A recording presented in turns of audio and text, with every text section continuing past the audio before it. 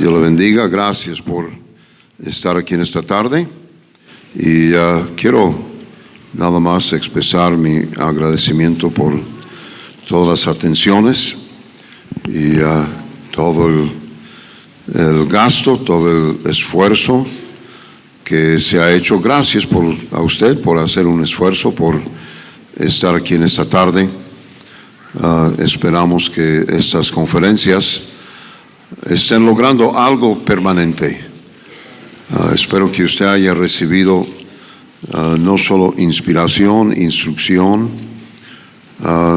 para hacer lo que Dios quiere que usted haga en su propia vida.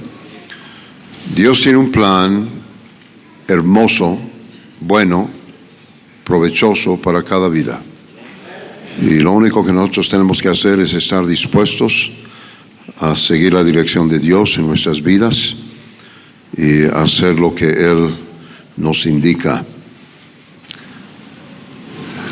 Le voy a ser sincero, luché para decidir qué predicar en esta tarde. A propósito, no quiero predicar muy largo porque quiero dejar el tiempo para el hermano Salazar. Inclusive voy a salir, después de predicar voy a tener que salir. El hermano Jacobo me va a llevar al hotel. Tengo vuelo a las 2:30 de la mañana. Tengo una escala de 15 horas y media en Panamá y llego a casa a las 2:30 el sábado en la mañana. Y es un viaje muy largo y muy cansado, pero la juventud ayuda. Amén. La juventud acumulada es lo que tengo. Estaba predicando en una conferencia y un niño le preguntó a su mamá, dijo: mamá, ¿el hermano Ashcraft es del Antiguo Testamento o del Nuevo Testamento? Amén. Lucas 19, por favor, un solo versículo, así como están cansados y abatidos. Lucas 19, versículo 10, un versículo muy conocido. No dudo que usted lo tenga memorizado, que dice: porque el Hijo del Hombre vino a buscar y a salvar lo que se había perdido. Y luego mire Mateo capítulo 8, versículo 20. Mateo 8, versículo 20. Dice: Jesús le dijo: las zorras tienen guaridas, las aves del cielo nidos, mas el Hijo del Hombre no tiene dónde recostar su cabeza. Marcos 10:45 dice: porque el Hijo del Hombre no vino para ser servido, sino para servir, para dar su vida en rescate por muchos. Y en 1 Timoteo capítulo 1, versículo 15, dice: palabra fiel y digna de ser recibida por todos, que Cristo Jesús vino al mundo para salvar a los pecadores, de los cuales yo soy el primero. Vamos a orar. Señor, gracias por esta iglesia, gracias por hermano Daniel, que ha trabajado para organizar esta conferencia. Gracias por hermano Fernández, todos los hermanos que apoyan el ministerio de Fuegos de Evangelismo, por hermano Salazar, que ha invertido personalmente y su iglesia ha invertido para tener esta conferencia. Y te pedimos que sobre todo, a través de todo el esfuerzo, todo el trabajo, predicación, enseñanza, lo principal es que el Señor Jesucristo sea reconocido y honrado, glorificado. Y aparte de eso, que muchas almas vengan a conocer a Cristo por lo que hemos aprendido, lo que hemos tratado en estos días. Te pido que bendigas este servicio, este culto. Tu Espíritu Santo obre en cada corazón. Te lo pedimos en el nombre de Cristo. Amén. Especialmente estos tres versículos, Lucas 19:10, Marcos 10:45 y 1 Timoteo 1:15, y muchos otros versículos de la Biblia describen en detalle por qué Jesús vino al mundo, por qué vivió. Es interesante lo poco que encontramos acerca de cómo el Señor Jesucristo vivió. La vida de Cristo fue definida no tanto por su estilo de vida, sino por su propósito de vida. Yo dudo que el estilo de vida de Jesús impresionaría al hombre del siglo XXI. Su vida fue muy simple. Su vida no fue definida por lujos, comodidades personales, fue definida por lo que hizo. Fue definida por el propósito y la razón de por qué hizo lo que hizo. Lucas 9:58. Y le dijo Jesús: las zorras tienen guaridas, las aves de los cielos nidos, mas el Hijo del Hombre no tiene dónde recostar la cabeza. Y dijo a otro: sígueme. Él le dijo: Señor, déjame que primero vaya y entierre a mi padre. Jesús le dijo: deja que los muertos entierren a sus muertos, y tú ve y anuncia el reino de Dios. Entonces también dijo otro: te seguiré, Señor, pero déjame despida primero de los que están en mi casa. Y Jesús le dijo: ninguno poniendo su mano en el arado mira hacia atrás es apto para el reino de Dios. La enorme mayoría de la energía, los recursos humanos de hoy en día se dedican a la condición en que vivimos. El mundo comercial existe supuestamente para mejorar las condiciones de vida de la gente. La mayoría del presupuesto familiar se dedica a cómo vivimos. Ahora, esto no está mal en sí, siempre y cuando no llegue a ser la razón de nuestra existencia, siempre y cuando no permitamos que esas cosas definan nuestras vidas. ¿Cuántos de los recursos económicos de una iglesia dada se dedican a la comodidad de los que asistimos? Y gracias a Dios por un lugar cómodo donde asistir a la iglesia. Gracias a Dios por bancas cómodas, por un lugar hermoso como este. No estoy predicando en contra de eso de ninguna manera. Donde nosotros vivimos hace mucho calor, no tenemos aire acondicionado en nuestra iglesia. El único salón que tiene aire acondicionado en nuestra iglesia es la sala de cuna. Hasta que pusimos aire acondicionado en la sala de cuna, batallamos para que las hermanas se apuntaran para trabajar en la sala de cuna para cuidar a los bebés. Ahora hay una lista de espera. Es más, yo estoy apuntado para el próximo domingo de la mañana. Mi vida debe ser definida no por cómo vivo, sino por qué vivo. Importa muy poco cómo yo vivo si mi vida no tiene un porqué. Quiero hablar por unos minutos acerca de este pensamiento. El porqué es más importante que el cómo. El significado de mi vida debe ser determinado no por mi nivel de comodidad, sino por las cosas que determinan por qué estoy viviendo. El contexto de mi vida es más importante que la comodidad de mi vida. En algunos casos, el por qué llega a ser el cómo. La búsqueda vana e interminable de la comodidad personal produce profunda miseria. Originalmente, el mundo fue diseñado con la comodidad del hombre en mente.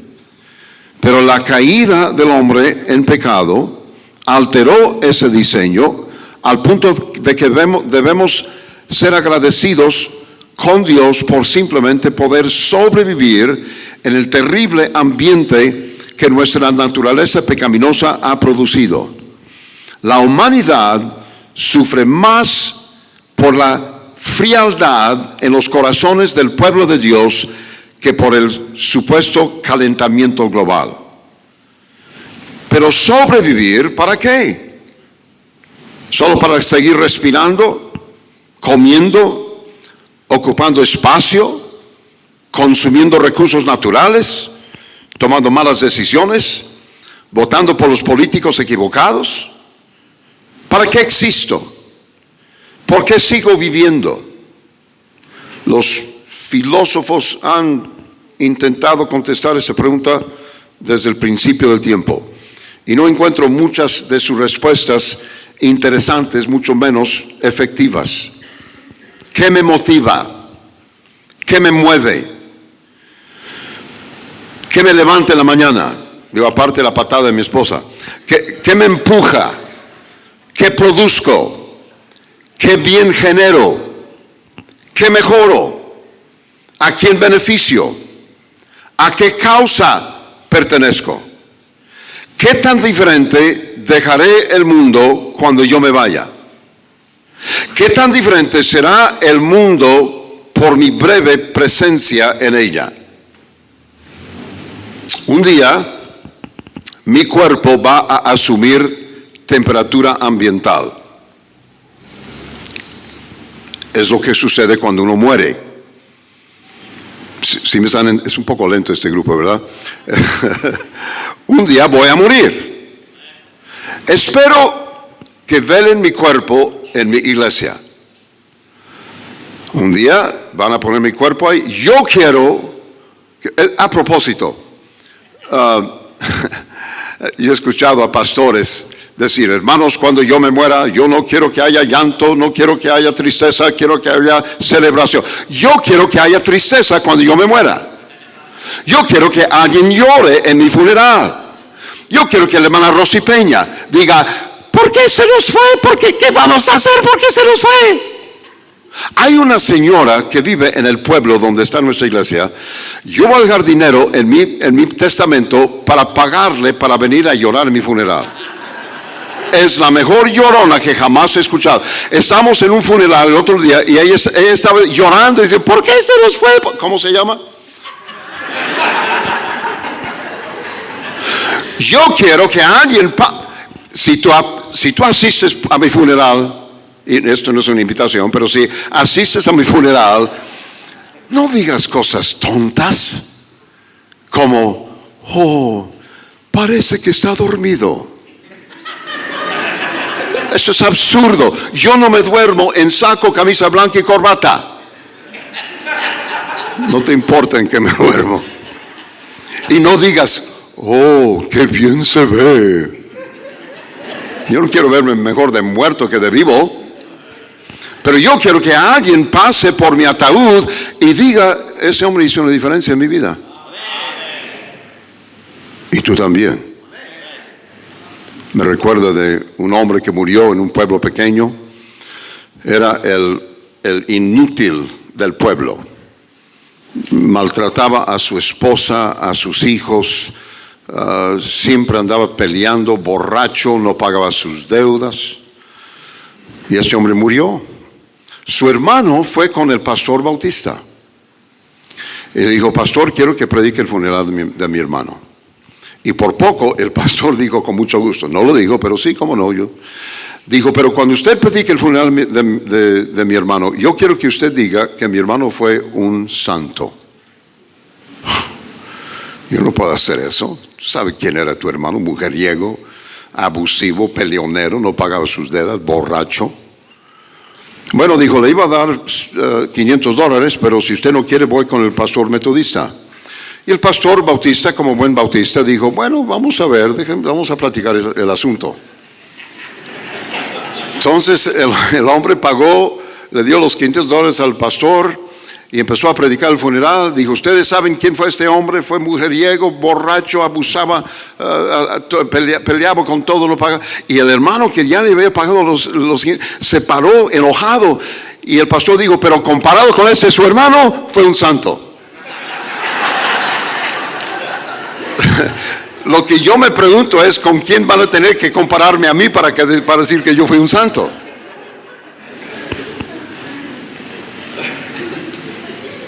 Alguien dijo, entré al mundo llorando, los demás estaban riendo. Cuando yo salga, yo quiero que los demás estén llorando y yo quiero estar riéndome. Alguien dijo, no es que la vida sea tan corta, es que duras tanto tiempo muerto. O ríense, o esto va a tardar. Es muy probable que los que consideramos nuestros héroes del pasado tuvieran muy poco entendimiento del verdadero impacto de lo que estaban haciendo tenía mientras ellos lo estaban haciendo. No lo hacían porque simplemente les tocaba hacer lo que hicieron. Lo que les convirtió en héroes fue no solo la forma en que lo hicieron, ni siquiera la intensidad y dedicación con que lo hicieron, sino que lo que escogieron hacer, el por qué lo hicieron, los riesgos involucrados en sus decisiones y el precio que pagaron por tomar esas decisiones. Hebreos 11:24. Llamamos esto la sala de la fe. A propósito, no busques tu nombre tu nombre no está en ese pasaje, lo siento. Por la fe Moisés, hecho ya grande, rehusó llamarse hijo de la hija de Faraón, escogiendo antes ser maltratado con el pueblo de Dios que gozar de los deleites temporales del pecado, teniendo por mayores riquezas el vituperio de Cristo que los tesoros de los egipcios, porque tenía puesta la mirada en el galardón. Escuche el comentario que hace Ezequiel después de la muerte de su esposa, el deleite de sus ojos, que le fue quitada de golpe. Dice, hablé al pueblo por la mañana, y a la tarde murió mi mujer, y a la mañana hice como me fue mandado. Eso es héroe. Dije, ese es héroe. Leo una parte del testimonio del apóstol Pablo en 2 Corintios 11. Deja la impresión de que a Pablo le interesaba muy poco cómo él estaba viviendo. Ninguno de esos hombres y muchos más que podríamos mencionar se preocupó por su propia comodidad, su propia conveniencia, y muchos de ellos ni siquiera por su propia seguridad personal. Oiga lo que Jesús dijo a sus discípulos. Por tanto os digo, no os afanéis por vuestra vida. ¿Qué comeréis? Ni por el cuerpo, ¿qué vestiréis? La vida es más que la comida y el cuerpo que el vestido. Lo que impide que la mayoría de nosotros alcance alguna medida, no de grandeza, olvídese de grandeza, de simple significado, que nuestras vidas signifiquen algo, que nuestras vidas cuenten más que simplemente por sobrevivir. Es el afán que tenemos por nuestras vidas, por cómo estamos viviendo en lugar de por qué estamos viviendo. Y no se trata tanto de no poder hacer lo que otros han hecho, sino que estamos tan consumidos con el asunto de cómo estamos viviendo que no nos detenemos a pensar en por qué estamos viviendo. Y no se trata de una vida monástica, de sufrir solo por sufrir. La piedad no es asunto de autodepravación de las necesidades básicas de la vida, ni una medida razonable de comodidad. 1 Timoteo 6:16 dice que Dios nos ha dado en abundancia todas estas cosas para que las disfrutemos. Dios quiere que disfrutemos la vida. El ladrón no viene sino para hurtar y matar y destruir. Yo he venido para que tengan vida y para que la tengan en abundancia. Dios quiere que vivamos una vida abundante. Lo que no quiere es que nos enfoquemos tanto en cómo estamos viviendo que perdamos de vista por qué estamos viviendo. Hace tiempo, pensando precisamente en esto, me senté y hice una lista de 7 preguntas que yo me hago con frecuencia. Nada más para asegurar de que me estoy concentrando en el porqué de mi vida y no en el cómo de mi vida. Estas son mis preguntas. Usted puede formular su propia lista de preguntas. Pero todos nosotros necesitamos mantener una vigilia constante sobre los motivos de nuestras vidas. ¿Por qué estamos viviendo? Si estamos viviendo una vida significante. Si cuando nos vayamos de esta tierra, dejemos este mundo en mejor condición que cuando nos vinimos. Entonces, 7 preguntas. Número 1, en los últimos 7 días, ¿qué hice para mejorar de manera eterna, permanente o cuando menos significante la vida de alguien que no es miembro de mi familia? A mí no me cuesta hacer por mi familia. A mí no me puede, no me molesta nada, no pienso 2 veces, y usted tampoco, en hacer por mis hijos, mi esposa, mis nietos. Tengo 12 nietos. Y en marzo, Dios mediante, voy a ser bisnieto. Es maravilloso como hoy en día los jóvenes podemos tener bisnietos. Aquí hay un espíritu de incredulidad. Desde luego esto incluye ganar almas. No hay mejor manera de tener un impacto en la vida de otra persona que introducirle al Salvador. Mateo 5:47 dice: y si saludáis a vuestros hermanos solamente, ¿qué hacéis de más? ¿No hacen también así los gentiles? Sed pues vosotros perfectos como vuestro Padre que está en los cielos es perfecto.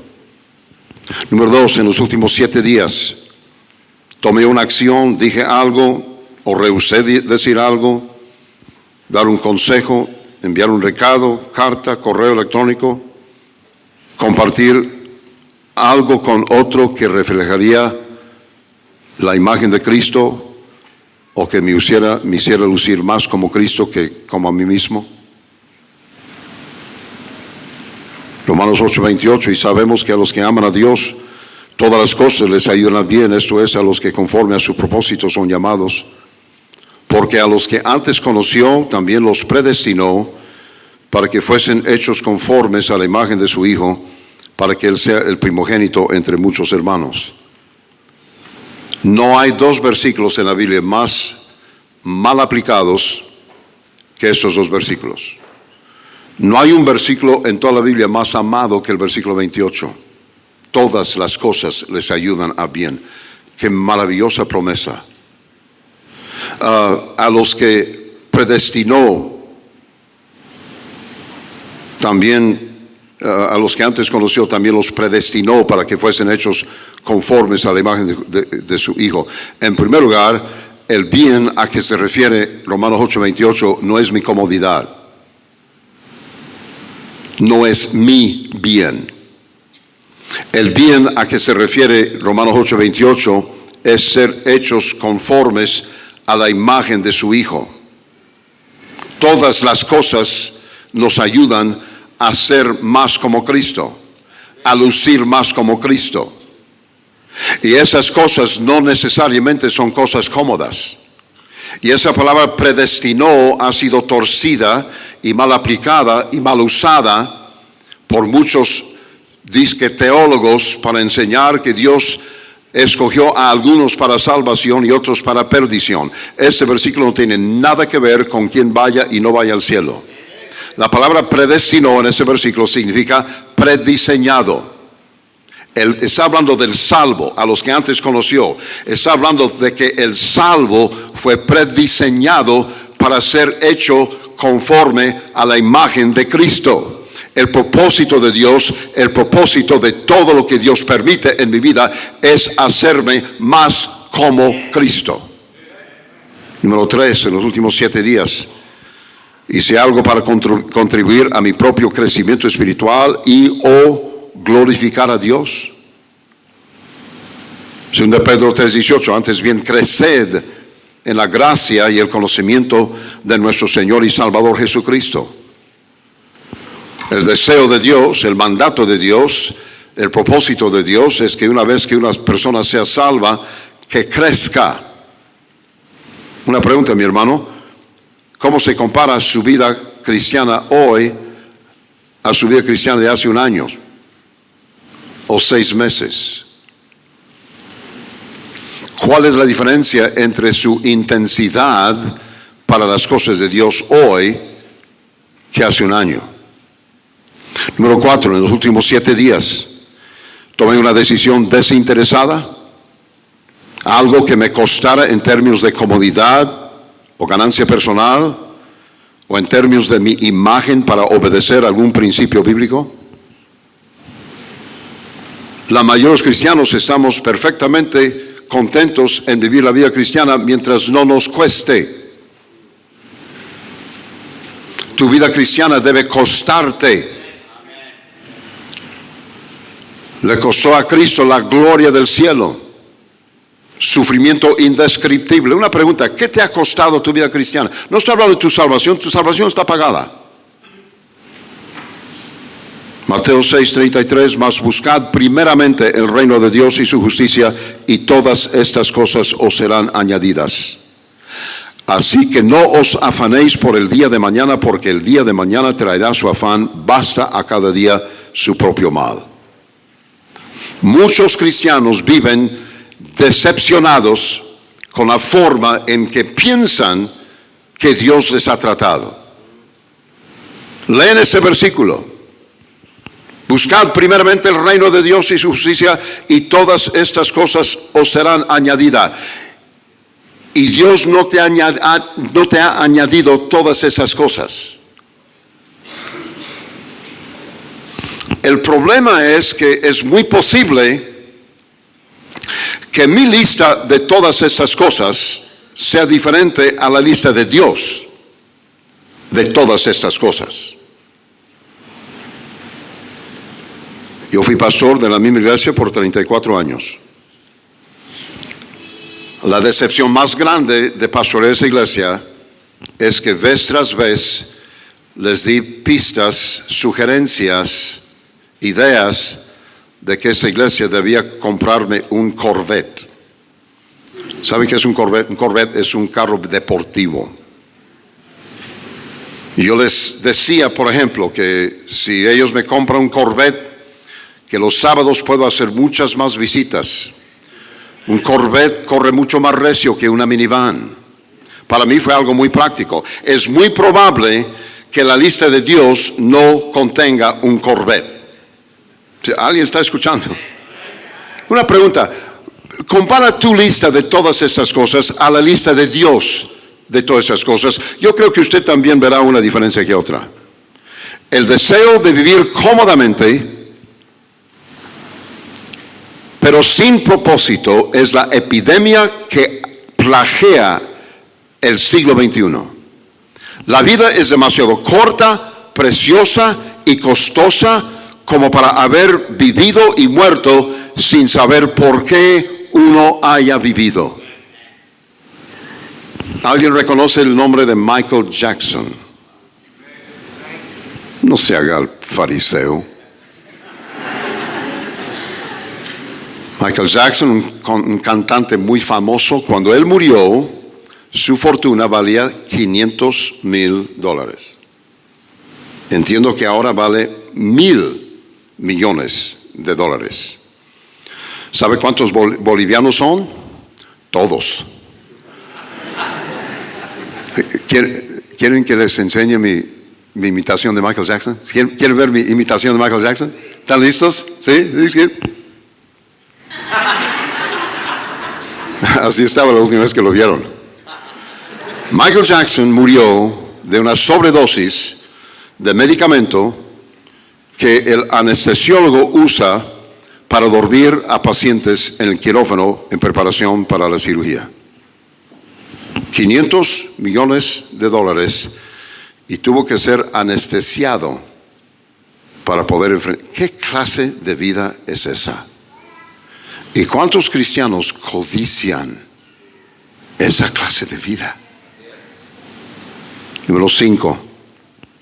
En los últimos 7 días pasé suficiente tiempo leyendo y meditando en la Biblia como para descubrir cuando menos una verdad que se aplicaba a lo que sucedía en mi vida en ese mismo momento. Salmo 1, bienaventurado el varón que no anduvo en consejo de malos, ni estuvo en camino de pecadores, ni en silla de escarnecedores se ha sentado, sino que en la ley de Jehová está su delicia, y en su ley medita de día y de noche. Será como árbol plantado junto a corrientes de aguas, que da su fruto a su tiempo y su hoja no cae, y todo lo que hace prosperará. Todo cristiano debe tener un programa de lectura bíblica. Mi costumbre es, leo 10 páginas de este libro todos los días. Hay 923 páginas en este libro. En 3 meses puedo leer toda la Biblia leyendo 10 páginas diarias. Todos debemos tener y de esa manera leo la Biblia 4 veces al año. Tú no tienes que leer la Biblia 4 veces al año. Es más, lo que yo le recomiendo es que usted siga leyendo hasta que encuentre algo que hable a su vida como usted está viviendo hoy. La Biblia es un libro vivo. La palabra de Dios es viva y eficaz. Deje que Dios le hable a través de su palabra. En los últimos 7 días oré con tal de estar convencido de que Dios me haya oído y que contestaría mi petición. Filipenses 4:6, por nada estéis afanosos, sino sean conocidas vuestras peticiones delante de Dios con toda oración y ruego, con acción de gracias, y la paz de Dios, que sobrepasa todo entendimiento, guardará vuestros corazones y vuestros pensamientos en Cristo Jesús. Y aquí está la última. Irmão Salazar es la que a mí más me puede. Durante los últimos 7 días, viví de tal manera que quisiera que la persona a quien más amo siga mi ejemplo en todo lo que hice.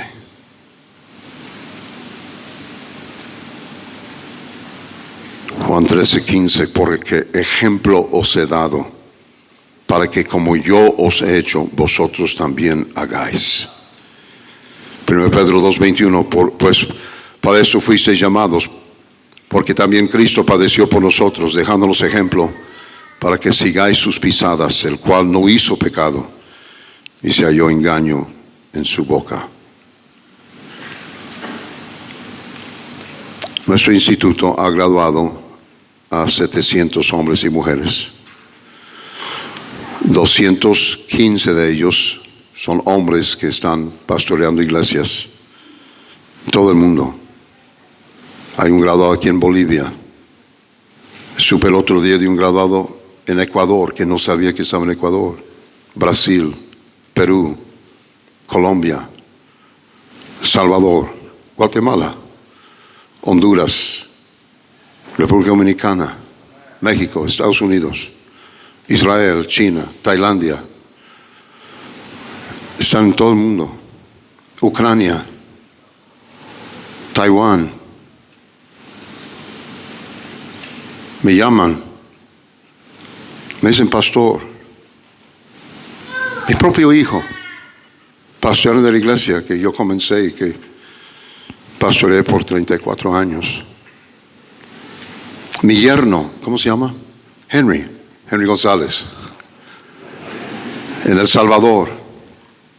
Su hijo, mi nieto Daniel, haciendo preparativos para regresar a El Salvador para trabajar con su padre, misionero de 4ª generación. Hermano Salazar, ¿qué haría? Si un día alguien le dice a mi hijo Jonathan, ¿cómo está tu papá? Y Jonathan que tenga que agachar la cabeza y decir, ore por mi papá. Está vendiendo lotes de cementerio. No tiene nada de malo ese trabajo, es un trabajo honrado, un trabajo honesto, alguien tiene que hacerlo, pero Dios no me llamó a vender lotes de cementerio.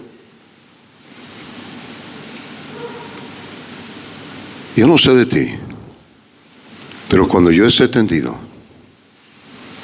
yo quiero que alguien que no es de mi familia diga, este hombre, por la forma en que vivió, hizo una diferencia en mi vida.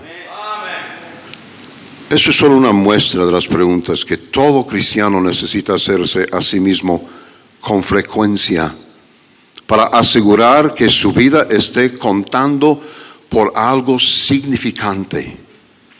Si no tenemos cuidado, viviremos tan consumidos con cómo estamos viviendo que olvidaremos determinar por qué estamos viviendo. Termino con esto.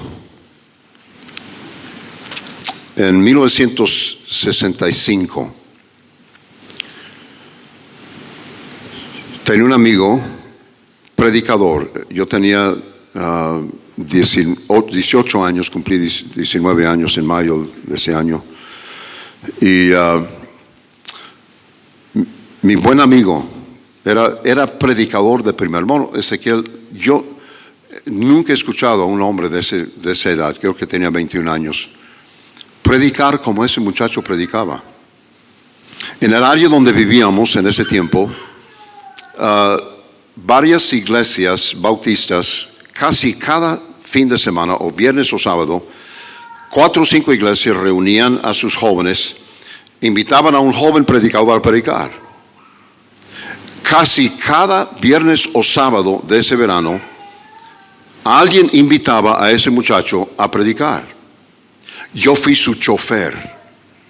Tenía un Chevrolet Impala Super Sport 1962, máquina 327, carburador de 4 gargantas, transmisión de 4 velocidades en el piso. Era carrazo. Hacía no eran como estos de 4 cilindros, parecen máquinas de coser. Yo manejaba y él repasaba su mensaje. Yo llegaba, me sentaba atrás y me quedaba admirado de cómo Dios usaba a ese muchacho. En ese verano fue cuando yo rendí mi vida para servir a Dios de completo. Decidí entrar al Instituto Bíblico en agosto de ese año. Le dije a él, voy a entrar al instituto. Y él dijo, voy a entrar contigo, vamos a entrar juntos, somos amigos, vamos a entrar juntos. Entré en agosto, el día de inscripción, lo busqué, no estaba. En la tarde le llamé por teléfono. Dije, no, que ibas a entrar al instituto conmigo. Dijo, mira, entré a trabajar en una compañía de seguros y en esa compañía me dijeron que si yo trabajaba de agosto a septiembre, de agosto a diciembre, en enero yo puedo poner mi propio horario y entonces voy a entrar, las clases eran de 7 a 12 de la mañana, digo, voy a entrar en enero. Llegó enero, yo me inscribí, no lo vi, le hablé, digo, mira, no quiero entrar a medio año, voy a esperar hasta septiembre, agosto, septiembre del próximo año, o de este año. Llegó agosto, no entró. Enero no entró. Perdí contacto con él. No hace muchos años, prediqué en la iglesia donde él creció. La esposa del pastor supo que yo iba a ir a Memphis, Tennessee. Y ella me dijo, ¿sabes quién vive en Memphis? Dije, sí, Elvis Presley. No, dijo, Elvis ya murió. No, dijo, yo no creo. Pero ese es otro asunto. Llegué el viernes en la tarde, le hablé por teléfono, dijo, quiero que vayas a mi oficina el lunes en la mañana. Fui a su oficina de esquina, 6º o 7º piso. Entramos, nos abrazamos. Cuando entré, el alfombra de este grueso, se me perdió un zapato en el alfombra. Su traje valía más que mi carro. Su escritorio valía más que mi casa. Me llevó a la ventana. Dijo, ¿ves ese BMW, un carrazo muy lujoso? ¿Ves ese el más grande que fabrican? Dije, sí. Dije, el blanco, sí. Dije, ese es el mío. Compré uno igual a mi esposa. Ella quería color rosa. BMW no pinta sus carros color rosa. Me costó $5,000 mandar pintar ese carro color rosa. Wow. Nos sentamos, empezó a platicar de su vida. Digo, tengo un condominio en Aspen, Colorado, donde puedo ir a esquiar. Tengo otro en el sur de Francia. Dijo, le doy 3 horas de aviso al piloto del avión de la compañía. No cargo ni cepillo dental, ni ropa. Tengo todo ahí en Francia, todo. Y luego me dijo, ¿y a ti cómo te va?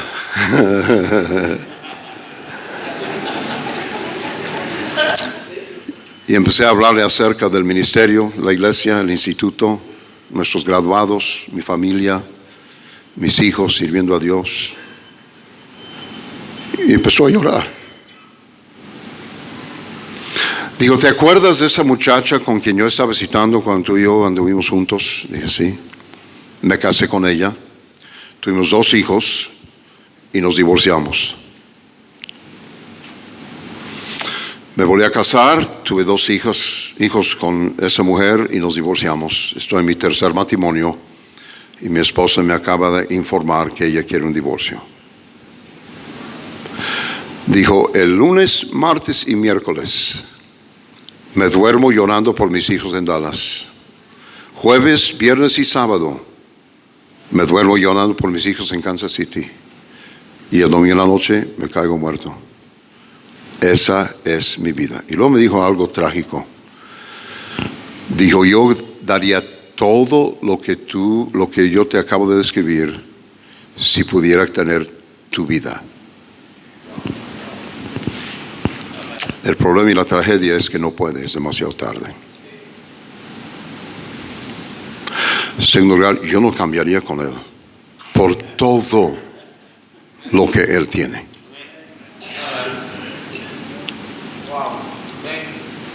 Y la diferencia no es que yo soy mejor que él. Yo no soy mejor que él.